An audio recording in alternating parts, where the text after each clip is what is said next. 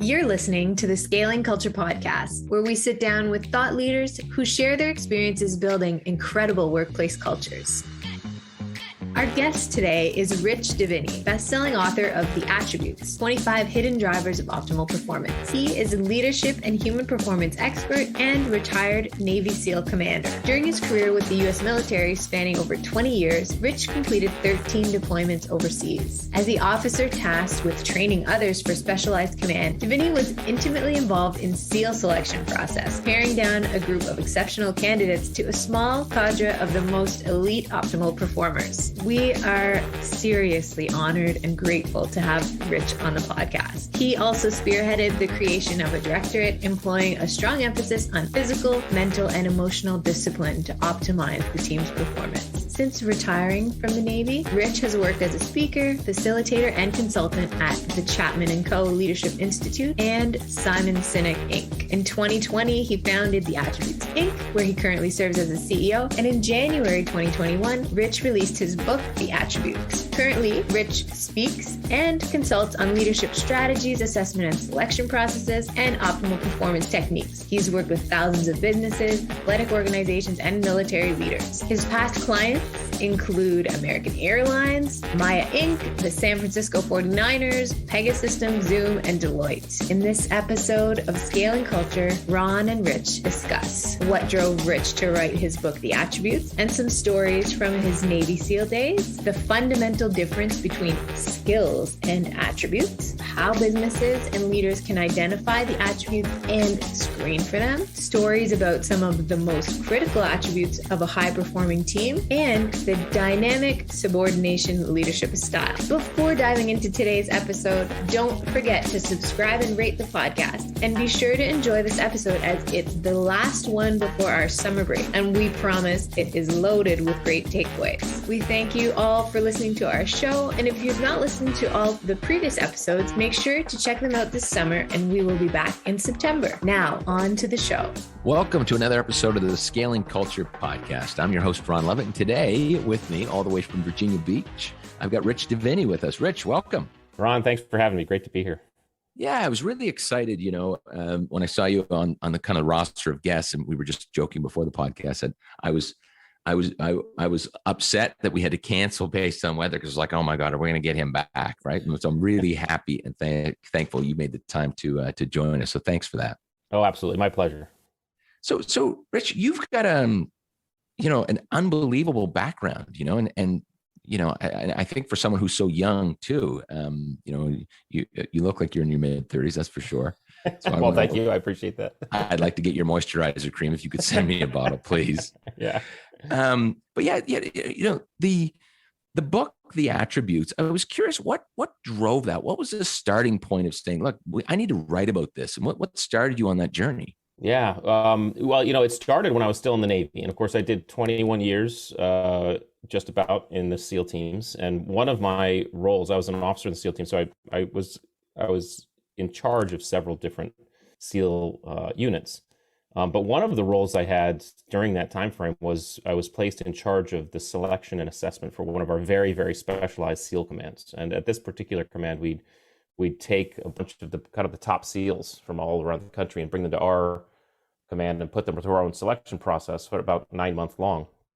We'd get about a 50% attrition rate, which is okay because any assessment selection implies attrition.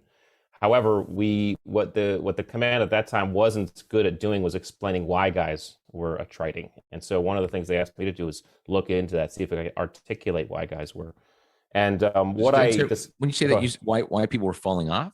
That's right. Why people were not making it through? Yeah, because these were the top guys, from around. They had stellar records, and one of the things that I had to do was look at performance holistically and ask the question: what is performance? What are we actually looking at? What drives it? What makes it happen? And that led me to this distinction between skills and attributes. And so, as I dove into these attributes, these innate qualities that make us and cause us to behave the way we do, I recognized that, in fact, when we were building these teams, and whatever teams you're building, you're looking more, and you want to look more at these innate qualities, because ultimately you want a team to be able to not only survive, but thrive in uncertainty, challenge, and stress. And when uncertainty, challenge, and stress hits, it's very difficult to apply skills. We're actually looking for these attributes. So that's really got keyed me in on it.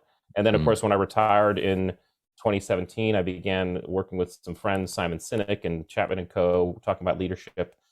But I also talked about high-performing teams, and I'd often get the question, hey, Rich, we're building these dream teams, best marketer, best salesperson, best whatever. But a lot of times what's happening is they're great for a few days, few weeks when everything's going well. But as soon as things go sideways, the team seems to go toxic and fall apart. And for me, it was an instant answer. It's like, well, the reason is because you're picking your teams based on the wrong things. You're picking teams based on skills versus attributes. And that's a trap most of us fall into when we're putting together groups or even assessing performance. And so how did you get to the attributes? So like, what was the process, Rich, that you found these attributes? It was just talking to research. Like, I was curious how. Well, the first thing I had to do was think about at the time what my own Navy SEAL training. Navy SEAL training. It's the basic training is in San Diego, California. It's called BUDS, Basic Underwater Demolition / SEAL Training. It's 6 months long, and it's known as some of the toughest training in the world. And Navy SEAL training, basic Navy SEAL training, you have about a 90% attrition rate. So out of a class of, say, like I think mine started with 160 odd people, we graduated 38. Those are normal numbers. But one of the things they do in Navy SEAL training is that they just beat you up constantly. I mean, you spend hundreds of hours running around with big heavy boats on your head, hundreds of hours exercising with 300-pound telephone poles and running around with those things, and then freezing in the surf zone. At the time, when I was thinking about it, I said, well, I had been on hundreds of combat missions overseas in Iraq and Afghanistan and other places. I had been on thousands of training evolutions. Never on one of those did I ever carry a heavy boat on my head or a telephone pole on my shoulder. So what they were doing to us in SEAL training wasn't in fact training us. They were in fact putting us into these situations that were teasing out qualities to see if we had what it took to be SEALs. And so I started diving into this distinction and attributes and said, okay, what are attributes? How do they distinguish themselves from skills? And so really, I mean, just to baseline everybody, skills and attributes are inherently different. Skills are not inherent to our nature. We're not born with the ability to ride a bike or throw a ball or shoot a gun. We're trained to do those things. We learn how to do the things. We're taught to do those things. Skills also direct our behavior in known and specific environments. So here's how and when to shoot a gun or drive a car or throw a ball. Right. Or ride a bike. And then, of course, because they're very visible, skills are very easy to measure and assess. You can see how well anybody does any one of those things. This is why we often get seduced by them when we're picking teams, because you can put them on a resume, you can read stats, you can look at scores. What skills don't tell us, however, is how we're going to show up when the environment becomes stressful, challenging, and uncertain. Because in an unknown environment, it's very difficult, if not impossible, to apply a known skill. So this is when we lean on our attributes. Attributes, on the other hand, are inherent to our nature. So all of us are born with levels of situational awareness, patience, adaptability, resilience. Now, we can develop them over time and experience, but you can see levels of this stuff in small children. We as parents know that there are some kids who are just naturally more patient than other kids, right? So you see levels of this stuff. So they're inherent to our nature. There's a nature and nurture effect to attributes. Attributes don't direct our behavior. They inform our behavior. So for example, they're our natural state, right? Like that's your natural state. It's a natural state, right? And so my son's natural levels of perseverance and adaptability and resilience informed the way he showed up when he was learning how to ride his bike the very first time, and he was falling off a dozen times doing so. So skills are attributes are the prerequisite to any skills development. And then attributes, because they're hidden in the background, they're very difficult to see, which means they're very difficult to assess, measure, and test. The most visible they are is during times of stress, challenge, and uncertainty. And so when I started to peel back these onions, I started to kind of realize that, hey, there's a difference between these things, and they get conflated all the time. And we have to start looking at these qualities, because these qualities will tell us whether or not candidates have what it takes to do the job. We could always teach the job, but can they do the job? So quick funny story to illustrate this point. This is an old story from SEAL training. And this, from what I heard, this happened before I got there. I went through in mid-90s. This happened before that. But one of the things you had to do when you first showed up to SEAL training was do a 50-meter swim. So you jumped in the pool, you swam to one end of the pool, you swam back to the end of the pool. Well, the story goes that this one kid shows up and the instructor tells him to jump in the pool. He jumps in the pool, sinks right to the bottom, and basically proceeds to walk along the bottom to one side and then walk along the bottom to the other side. comes up gasping for air, near dead. And the instructor looks at him and says, "What the hell were you doing?" And the kid looks at the instructor and says, "I'm sorry, instructor, I don't know how to swim." And so the instructor says to him, "That's okay, we can teach you how to swim." Right? And so the idea is, I mean, Navy SEALs are waterborne special operations units. But the idea is, do you have what it takes to be a Navy SEAL?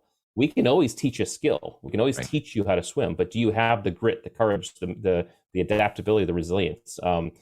Do you have that? This kid obviously did. And it's like, okay, if you have the balls and the courage to show up to SEAL training without knowing how to swim, you're exactly who we want. Right. And to walk and hold your breath. I mean, and walk and hold your breath, right? That's badass, right? So we can teach you how to shoot. We can teach you how to swim. So that's the difference between skills and attributes. So there's a quote that I think was quoted by you, which is, train for certainty and educate for uncertainty. And that's what you're talking about, right? That's right. Yeah. And that's from the Joint War College, so at least where I got it from. And it's this idea that training is typically for skills. It's for understanding and doing something repetitively in terms of understanding the dynamics and the kind of didactic necessities of whatever it is you're doing. So we train how to shoot straight. We train how to drive a car. We train how to type, right? All these skills is training.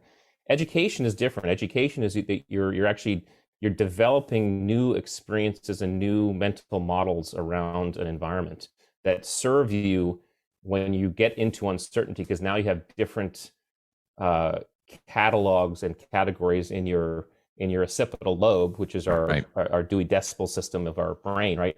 We have different things we can draw upon to say, okay, wait a second, this is recognizable because I've seen some of this experience before. So education is much more holistic and is often more attribute type development stuff versus just rote training. Both are necessary, right? There are certain skills we need to continually to train on, right? The basketball player has to train on their free throw shots, right? But the basketball player, any true pro will know that as much as I sit there and shoot the ball, right, I still need to get in the game and do some experiential education, right? So I can figure out figure out how things are moving, because that's also part of the overall experience. So, I was thinking when you were talking about obviously the test and trying to trickle these attributes out, essentially, with the cold water and boats above your head and poles. How are you guiding or suggesting that in corporations people do that in the interview to find certain attributes? Well, I'm certainly not putting them in the freezing surf zone, or making them run around with telephone poles. The interesting thing about attributes, so a couple of things we have to understand is, first of all, the attribute list required for a Navy SEAL or a SEAL team is going to look different than the attributes required for a business person or a surgeon or an athlete or a teacher, you name it. So the first thing that we do when we go into businesses to help them is we help them figure out, what does that attribute list look like for your business and for your specific positions. And once you have that list, you can then start saying, okay, what are some of those things that I can do experientially? Rich, sorry, I just want to go back to that for 1 second. What does the process look like to figure that out for those listening? Yeah, I mean, so what we do is we often go into organizations and we start with, say, their values. Okay, what are those things you value? And like truly, the companies that have done this like with some thought to say, hey, these are the things we value as an organization. We use their values to help tease out what those values look like. Okay, what does it look like? Because value is fine. I mean, I can value integrity, I can value honesty, right? But what is the behavior attached to that value? That's what you want to understand, because once you understand what the behavior, what does that look like for this company, this team, then you say, okay, what are those attributes that are required, that are expressed inside of that behavior? So an example would be if you have an attribute of innovation, then the attribute, if the value is innovation, the attribute is curiosity, right? Because if you're not curious, you can't be innovative. Absolutely, right. So that was, and even innovative. So we start to get, as I've continued this work since publishing the book, you recognize, and I actually realized this when I was writing, the attribute skills list can get a little bit mushy at the center, right? It's like, ooh, maybe that's a skill, maybe that's an attribute. And so I write about 25 attributes. There are way more than 25, okay? Innovativeness could be an attribute. But ultimately, when you take it down to the core, what is that? Well, that's curiosity. Anybody who is innovative, there's curiosity. And again, start to get those elemental levels. There are people who are open-minded, and there are people who are curious, and there are people who are both. But for example, you're not going to necessarily have an innovative person if someone's just open-minded but not curious, because open-mindedness, for example, as an attribute, is more of a passive thing, right? In other words, Ron, I go visit you and you say, hey, Rich, I'm going to take you to this local restaurant and you're going to try food that you've never tried before. And I'm like, okay, cool, right? Yeah, you're not even curious. You're just going along with that's just open-minded, right? Or I go visit you and I'm like, hey, Ron, take me to a restaurant that has food I've never tried. That's curiosity. So curiosity has a proactivity aspect to it, which innovation and innovative thought and innovative thinking requires, right? So when you start dialing these things back, I'm really curious about getting to those elemental kind of atomic level things. And that would be an example. Yeah, very interesting. And so let's go to the next level. Once you get there, how are companies kind of screening or looking for those things in an interview? What are you seeing? So a lot of times what you do is you say, okay, let's take a look at what you're doing already, because you can look at what you're doing already, and oftentimes you can take what you're doing already and just tweak it. Ultimately, what attribute assessment is about is understanding the peripheries of what you're seeing. So it's almost like you stop looking at the actual thing and you start looking around on the edges. So let me give you an example, because I use this in terms of sales. Say, Ron, you and I wanted to hire someone who was great at sales, okay? And we told this person on Friday, okay, come in Monday morning and you're going to sell us this pencil, okay? And we go home for the weekend, come in Monday morning, the guy or gal shows up, and they proceed to give us a kick-ass presentation on selling the pencil. And you and I look at each other like, oh my gosh, that was awesome. The problem is we would not have learned much. All we would have learned was this person is very good at preparing and delivering a sales presentation. So instead, what we do is we say to this person, hey, come in Monday and you're going to sell us this pencil. Then we come in Monday morning. But when we come in Monday morning, we sit the person down and say, hey, the plan has changed. You're no longer selling us this pencil. You're going to sell us this coffee cup. Okay. And oh, by the way, there's no audio visual. So just do what you can. Okay.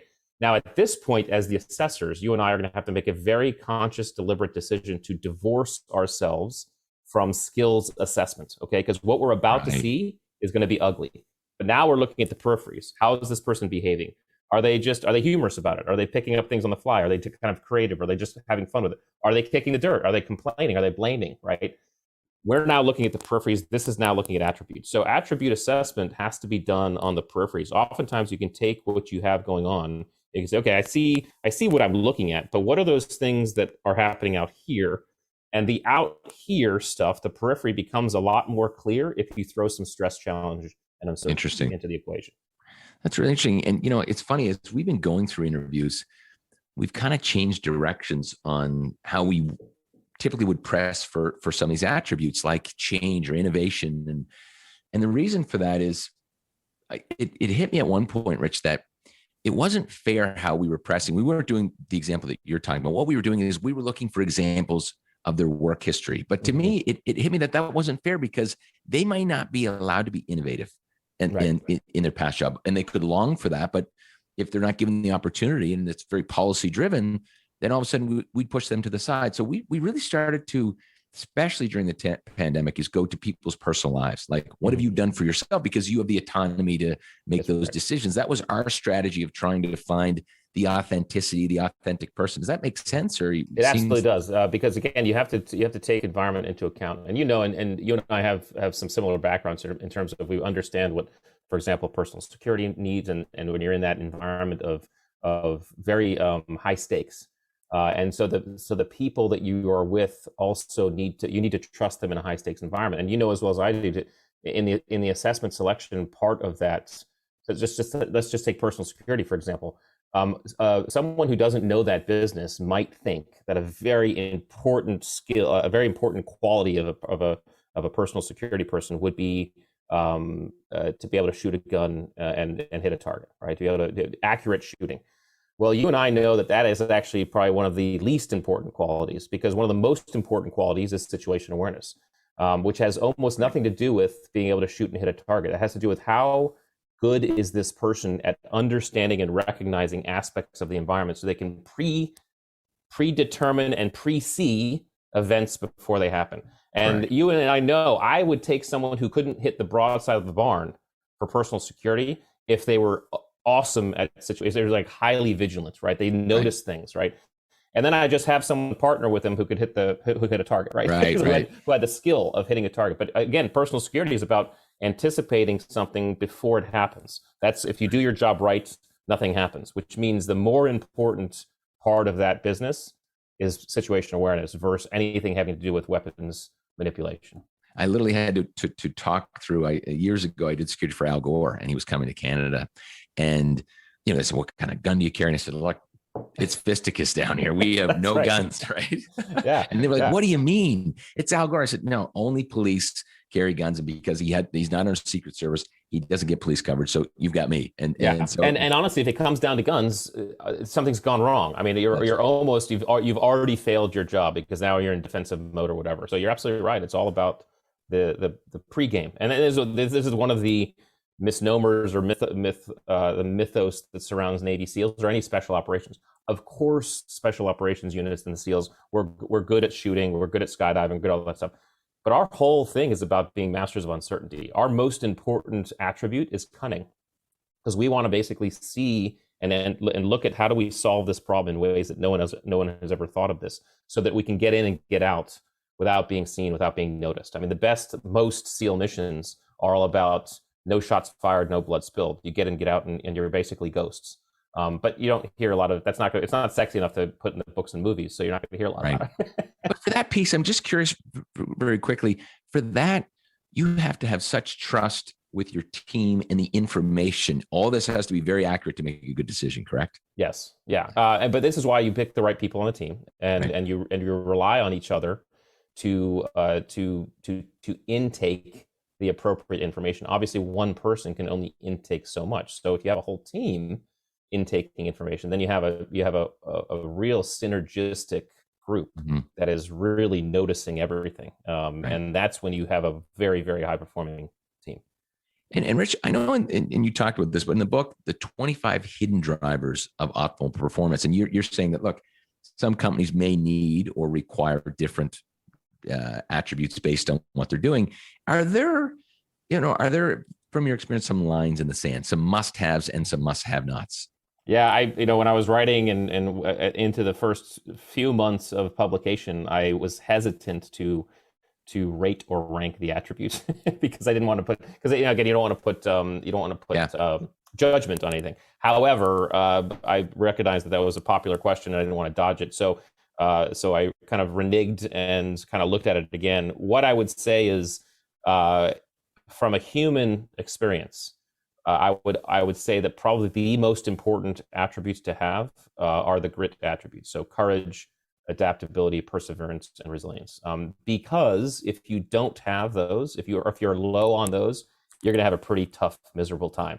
Because life in general requires grit holistically. It requires courage. It requires adaptability. It requires especially in a high growth company, right? Especially I feel like that would be. Yeah. I feel like that wouldn't be as important if we just had a tire company that sold tires, and you and me were working for a dad, and it's been doing it for 20 years, and there's not a whole lot of bumpy ride going on there, right? Yeah. Well, I mean, regardless of how comfortable or how certain your business or personal life is, life will throw uncertainty at you. I mean, COVID 2020 alone taught us that, right? So if we don't, as individuals, have some of those grit attributes, then it's going to be a tough ride.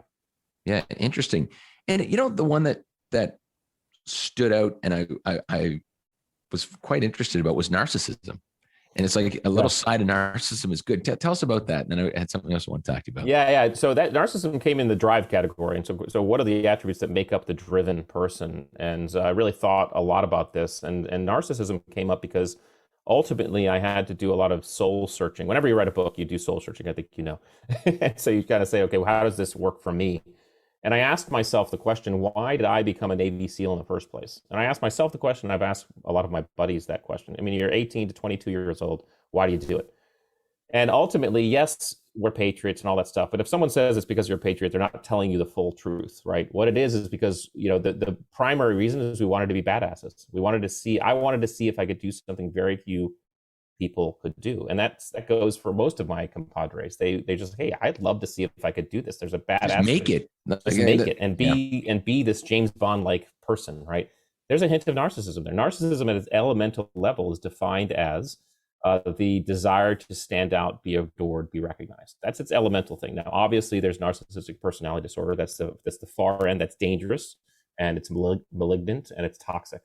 But we every single human being at some point in our lives wants to stand out, be recognized, be adored for something. Okay, so there's a narcissistic strain in all of us, and I think to be honest about it is to understand it's often the impetus and the spark that creates audacious goals. Like, why else would you want to be a great podcaster, a Navy SEAL, or an author, or a singer, or a president, or whatever it is?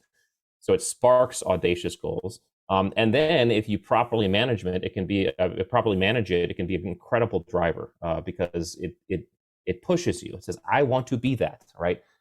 The cautionary warning comes with managing it. And the way we manage it is we keep very good, close tabs and understanding about who we're surrounding ourselves with. The malignant, dangerous narcissists will always surround themselves with sycophants, yes men, who tell them what they want to hear, who put them on a pedestal, who they're always the center of attention, they're always the spotlight, and they don't get the truth, right? Putin is a great example of this, right? But the healthy narcissist, or the person who's metabolizing narcissism in a healthy way, surrounds themselves with people who they love, they trust, who always tell them the truth when they need it, who always pull them back when they're getting a little bit out over their skis. And who, in a group whom they are not always the center of attention, right? They're not always the person. It's an even exchange, and you can see this in one of the most narcissistic communities out there, which people would say would be Hollywood. Some of the most healthy, famous stars out there, you can tell, are the ones who openly talk about how their family and their friends are their grounding units, and they stay grounded, and they keep people around them that keeps them grounded, keeps them human, keeps them all kind of in a zone. And that's a healthy metabolism. It's a healthy way to metabolize narcissism. It seems like also, and I don't know if did you see the new show Super Pumped with about Travis Kalanick? I haven't. Guy? I haven't. No. You got to watch it. I just finished it. I thought it was fabulous. I didn't know the behind the scenes, and I feel like he was portrayed as a serious narcissist, and then you kind of question that. You said, yeah, but he needed some of that. To your point, when I was reading it, I wrote his name down because he needed some. But I felt like he wasn't balanced, and you may agree once you watch it, not only to the point on having people around him that kept him grounded, but at least the way he was positioned in the show, he lacked self-awareness and taking responsibility. Those were missing. And so the narcissist ran away. Yeah. Accountability is a huge attribute for a healthy metabolization of narcissism. But again, I mean, there's been studies that says some of the most successful CEOs on the planet, and these are good people, right? They're not the bad ones like the Bernie Madoffs. They all have a hint of this narcissism because they're driven in this way that I want to be the best. I want to stand out, and you can stand out for good. I mean, you really can. So the idea is understand and accept all of our own narcissism. And if we understand it, we can name it, we can see it, and then we can manage it. And that's the most important thing, is if we can manage it. And then we can use it. And it's very, very powerful. It's what caused a lot of us to become Navy SEALs in the first place. Well, I was just going to say, like, it feels like a superpower in some cases that the commander, whoever, has to tap into at the right times, because it also feels like, the degree of individuals that would have that, narcissistic fiber could become toxic when you put all those people together too. Right? You have to watch that. It is a superpower. It's just a dangerous one. It's very volatile. So you got to be careful with it. You got to handle it with care. Yeah, absolutely. And what do you think about corporate environments? We talk about performance, and, you hear stories, and I haven't talked to anyone at the company, but like Amazon, are they pushing performance? Is that hurting their culture because they're so focused on performance? They've gone too far in some cases, where you hear stories where, people are now, they're getting unionized, people are unhappy. They watch every minute of their time. What are your thoughts in cultures that maybe push performance too far? Should there be a balance? Well, I think there always should be a balance, but I also think that who am I to judge how someone runs their company? I mean, a company can certainly make a decision and place performance at the apex. What you're going to find is you may have some superior results, but what you're going to also have is a lot of attrition. You're going to have people who are not staying very long. You're going to have unhappy workers, right? That can work for a while, but it doesn't work for the long haul unless your model is set up so you can always take in new people, right? I mean, and that's not a big deal for you. But if you want to create a business that can play the long game, that establishes itself, that has people who are fully dedicated and fully inspired by what they do every day, and they come to work feeling that, and they love the people they work with, then you have to focus on culture, and you have to focus on things other than performance. You have to start rewarding attributes versus just skills. And so if you want, for example, if a leader or CEO wants more empathy in their company, the first thing that person has to do is start showing and display. They have to go first with the empathy, start displaying more empathy, and then they have to start rewarding that behavior when they see it. Right. So the leaders, whatever the leader wants, they have to first model, and then second reward when they see it, whatever they want. And if the leader does that, if the person in charge does that, they will start to see that filter throughout their organization, whatever it is. Right. Interesting. I was also thinking back to the Navy SEALs and that group of individuals. I'd love to be a fly on the wall for some of that stuff. I don't think I could make it past, day. I probably couldn't make it past the first half hour, actually. But what is the balance between, this, I'm the Iron Man. I've got there's a small piece of narcissism I need to push through. I'm very competitive I need to trust this team, and I need to be vulnerable with them. How did that happen? Because I feel like those are competitive things that might be difficult to come together. It is, but one of the cool things about most military units, and the SEALs the SEAL teams are probably one of the most expressive of this, is the entire training system is designed to lean on your buddy. You cannot do it alone, right? You really can't. You're always leaning on your buddy. And in BUDS, for example, I mean, there are two cardinal rules in BUDS when you're a trainee. That is, never be walking. So you have to be running everywhere, and never leave your swim buddy, right? You always have to have that person with you. If you're caught alone without your swim buddy, you will get punished badly. And so it's ingrained in you that you have a swim buddy, you have a team to rely upon. So you have that piece that we can't do that. We can't paddle those boats through that enormous surf without everybody working, right? You can't carry those logs, those 300-pound telephone poles, without everybody pulling their weight. So you have that piece, but the other piece is really just an innate sense of humility. And people say, "Ooh, humility." I mean, your Navy SEAL's humble, and I would say yes, there are certainly some Navy SEALs who are arrogant. Okay, but for the most part, SEALs are very humble, and the reason is because the environment forces it. Okay. Any of us who are listening, and I know this is to be true, you know this to be true, will tell you, will know, I don't care how good of a swimmer you are, I don't care how good you are in the water, if you turn your back on the ocean, it will kill you, okay? If you stop paying attention at 22,000 feet when you're jumping out of an airplane, you will die, okay? The environment alone sets conditions of humility, because you cannot be arrogant. You cannot approach the environment with ego. So add to that then the environment of combat and war, okay? And I used to tell this to my guys, listen, the 9-year-old Somali kid who picks up an AK-47 and pulls the trigger, if that gun is properly aimed, it would kill the 35-year-old Navy SEAL who's trained for a decade plus in what they do, right? One bullet will do that, right? So you're almost, so you have two elements going on there. You have this element of always being with your team and relying on them and counting on them. And then you have this element of an environment that's looking to kill you at any cost. And you have to approach it with humility. And so I think that's one of the ways that the SEALs and the military can balance that badassery with a humility and a vulnerability of leaning on each other. I love that, but I'm struggling with, how do we do that in the workplace? Because we can't take it to that level, right? How do we get people in the workplace to rely on each other through the environment? Like, what are you seeing for those who've done it really well?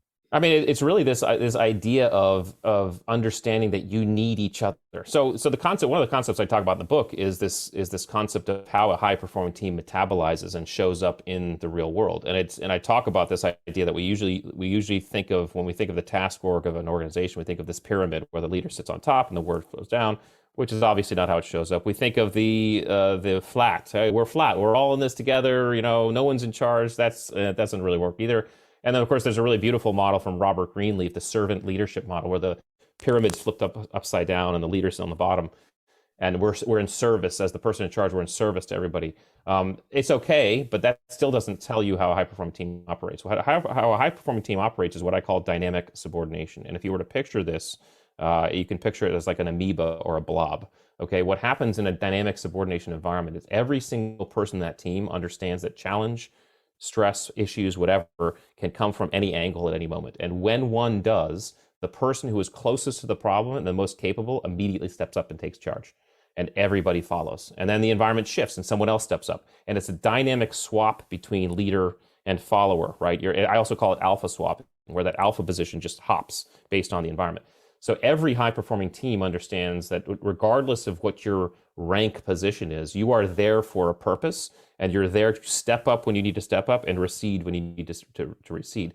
To do that takes trust, and it takes vulnerability. I need to basically show all of my teammates, all of my strengths on my sleeve and all of my weaknesses on my sleeve. So they know exactly when they're going to lean on me, and they know exactly when I'm going to be leaning on them. So that vulnerability is required. You can do this in the workplace by just recognizing as a team, as a business, hey, everybody here provides value. Everybody does something that I can't do.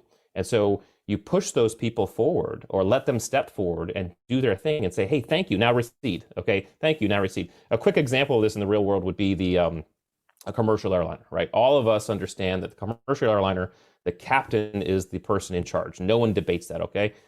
If the airliner is taxiing out to take off and the captain gets a call from the maintenance person, right? And the maintenance person says, hey, I found a problem, you got to turn around. No captain worth their wings is going to ignore that. They're immediately subordinate to that maintenance person and come back. They're going to bring the plane back to the gate. They're going to get the plane, get the sky bridge up there. They're going to say, hey, oh, shoot, we got to get all the passengers off so we can fix this thing. Well, guess what? The captain doesn't step up and take charge of that either. Now the flight attendant steps up and deplanes the plane, right? So there's a swap going on because everybody steps up into their role and then recedes when they need to support. And that's how we can do this in the workplace, by understanding what we're there to do, by showing our strengths and our weaknesses, and starting to really lean on each other and say, hey, I need you and you need me.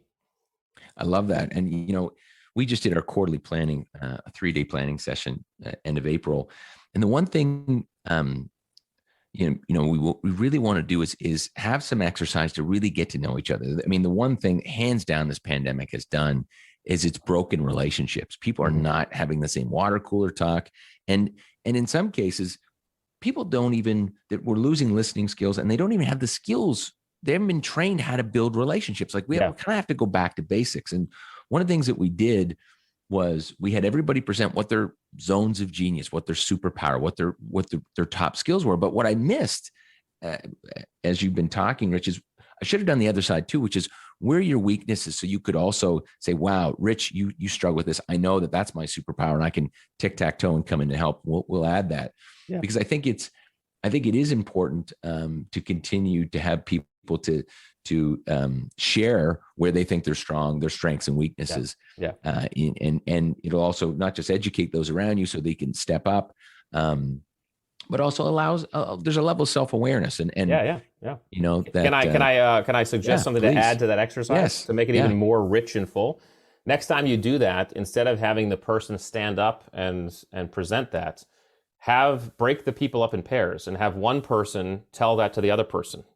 And that person tell that to, and then the other person has to then introduce the person they just talked to, right? Because what's happening now is you have an exchange going on between two people, and you are really learning how to listen empathetically, understand this human being, and then you get to introduce, and it's creating a bond and a level of awareness. Love there. And also in that pair grouping, you may actually get a little bit more vulnerability versus someone who stands up and has to say it in front of the whole room. Totally. Right? I think you're spot on. That's a great exercise, and we'll certainly do that. I love that. I want to talk about team ability, because that's kind of a new word. I've heard it a few times, but what does that mean when you use the word team ability? Well, I stole it from the SEAL teams. I don't know where they got it, but it's this idea of what are those things required to operate as a team and operate with other human beings. And so team ability is really the category of attributes that speak to this ability. And there are 4 attributes that speak to this. And that's integrity, conscientiousness, humility, and humor. And those 4 things usually are are necessary for others to begin. Again, team abilities like leadership. We don't get to call ourselves a leader, and we don't get to call ourselves a good teammate. Other people decide whether or not we are someone they want to follow, and other people decide whether or not we are a good teammate. So they do that based on the way we behave. These behaviors stem from these attributes. And the attributes that they stem from when it comes to team ability are integrity. Are you doing the right thing in the context of how the team defines that? Okay, because quote, do the right thing could be subjective based on the team, right? Yep. Are you conscientious, which means are you showing up? Are you reliable? Do you work hard? Are you diligent? Okay. Do you have humility? Because again, arrogance will introduce toxicity into any team environment. Humility is not this stigmatized thing of, hey, I'm on a knee with my head bowed. Humility is, hey, I know what I have confidence, but I also know I can learn something. I always have something to learn. I'm here to help. I'm here to learn. I'm here to do my part. I'm here to support. And then humor. And humor is really important, I think, because humor, holistically, the power of humor, the chemical benefits that we get from laughing alone. I've never encountered a high-performing team that doesn't have class clowns that make us laugh when things are tough. One of the things I miss the most about the SEAL teams, people ask me all the time, one of the things I miss the most is the humor, is the laughing. I mean, I remember laughing until I was crying, and the environment around us was miserable, right? Someone would crack some stupid joke, and we just laugh. And that's insanely powerful. It's a powerful moment, yeah.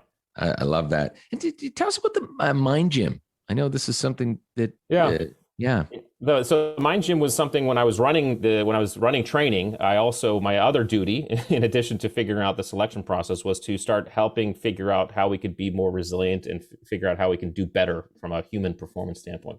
I and a few other people felt like we were pretty good physically. We had it locked physically. In other words, it didn't, to bench more weight didn't really matter. To run the mile faster didn't really matter. So we felt like the next level was our brains and developing a working relationship with our brains, because we have to understand when we understand our brains, our physiology, our nervous system, how all it interacts, we can actually directly begin to shift our physiology in ways that takes us, for example, out of sympathetic response into parasympathetic response, out of cortisol production into DHEA production, so out of action into recovery, and actually begin to manage our physiology in a way that allows us to micro recover and do better from a performance. So the Mind Gym was really an experiment where we were just kind of finding things.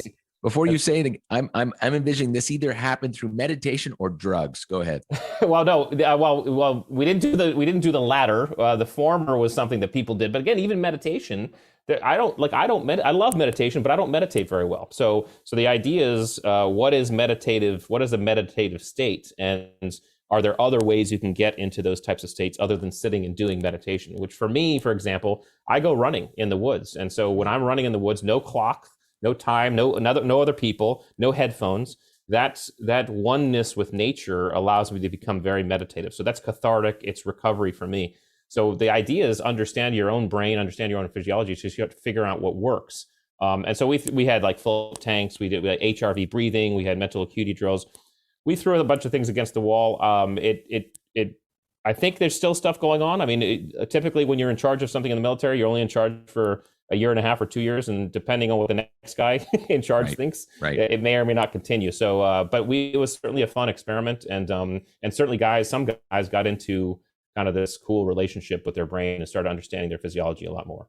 And so what changes came out of that? So if I chose the float tank or running and that was my zone, it was tough. Unfortunately, mental performance is a very difficult metric to measure. And so, and the time frame we had, which we did it over the course of 18, 20 months, we didn't have a lot of time to be able to call a lot of data. I will say, like float tanks, for example, the guys who were having trouble sleeping found that doing some float tank stuff really started helping them sleep better and recover better. So some guys really found a niche inside of that place that they really liked. HRV go back breathing, to a place of comfort, right? Yeah, where they can really kind of they can recover, they can get things off of they can really begin to rejuvenate. And then HRV breathing is something that guys are doing a lot more of.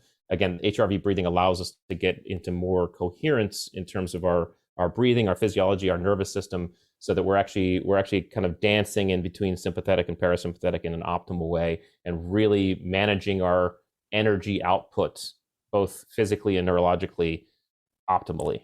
So HRV breathing was another one that people seem to like.